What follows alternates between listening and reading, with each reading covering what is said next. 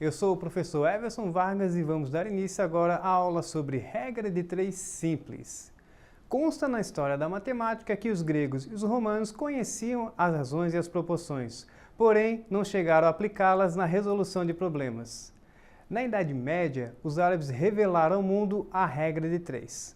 Somente no século XIII, o italiano Leonardo de Pisa, mais conhecido como Leonardo Fibonacci, sim, ou mesmo da sequência Fibonacci. A sequência de Fibonacci se dá da seguinte forma. Abrimos os colchetes. Agora, a gente vai pegar o primeiro número, né? Que é o número natural 1. Desenhamos ali o 1. Vamos somar com o anterior. O anterior é 0. Então, 0 mais 1, vírgula 1. Agora fazemos 1 mais 1, 2. Agora, 1 mais 2, 3. 3 mais 2, 5. 5 mais 3, 8. 8 mais 5, 13. 13 mais 8, 21. 21 mais 13, 34. 34 mais 21, 55 e assim por diante, fecha colchetes.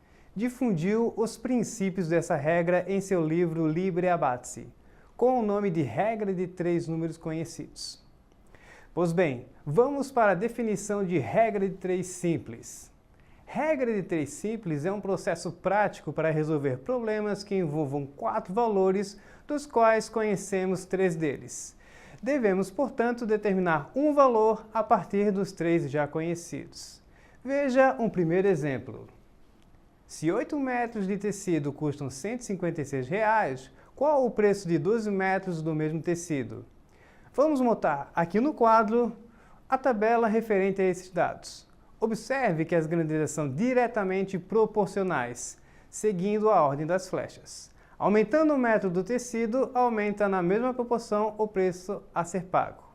Agora, vamos mostrar o cálculo da regra de três simples, observando que são, nesse caso, diretamente proporcionais. Ok, 8 sobre 12 é igual a 156 sobre x. Veja que montamos a equação conforme a tabela apresentada e respeitando as suas proporcionalidades. Agora, fazemos o que chamamos de produto cruzado.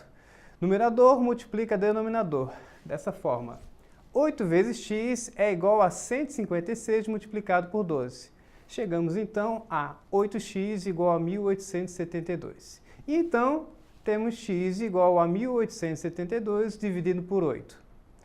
No resultado final, x igual a 234, portanto, a quantia a ser paga é de R$ 240.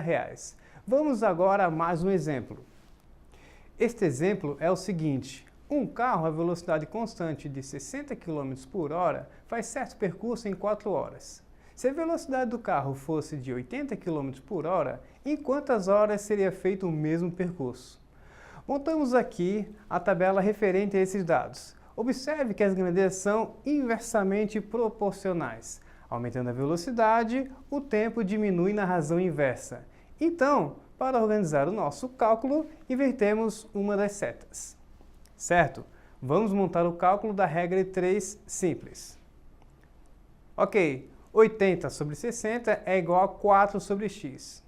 Veja que montamos a equação conforme a observação que são inversamente proporcionais. Fazemos o produto cruzado. Numerador multiplica denominador.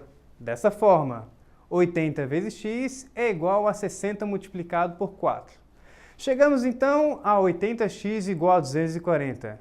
E então, temos x igual a 240 dividido por 80. No resultado final, x é igual a 3. Portanto, o tempo de percurso foi de 3 horas. Vamos agora ao exemplo do Enem. Um engenheiro, para calcular a área de uma cidade, copiou sua planta numa folha de papel de boa qualidade, recortou e pesou numa balança de precisão, obtendo 40 gramas.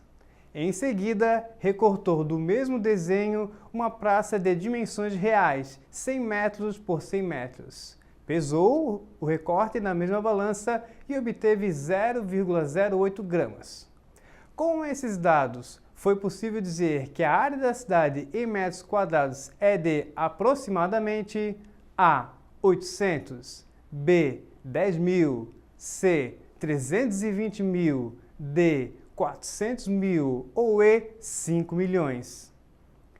Primeiramente, devemos analisar o tamanho da praça em proporções reais. Veja, a praça tem 100 metros por 100 metros e isso caracteriza um tamanho de 10.000 metros quadrados.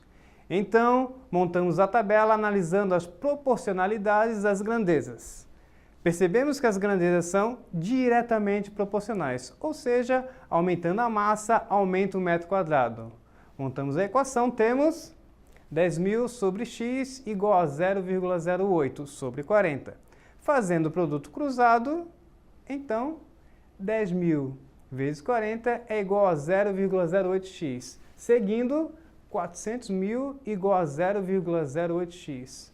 Chegamos então a x igual a 400.000 sobre 0,08, x é igual a 5 milhões de metros quadrados. Portanto, resposta E. Bom, espero que tenha aprendido. Até a próxima.